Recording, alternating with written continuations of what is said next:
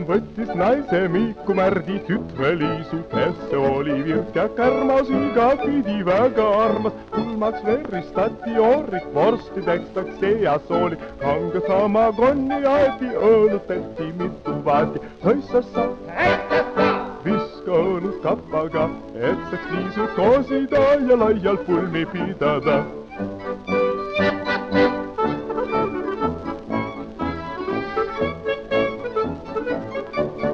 Liisu Mikult vutil toodi, talle lauldes pildi löödi, hõisati ja tehti käärased, et Liisul oli vara, millel oli kindel nõue, et kui naine astub õue, siis ta olgu muutumata, külapoistest puutumata. Hõissassa, ära ka Liisut puuduta, muidu ei saa teda koosida ja laialt pulmi pidada.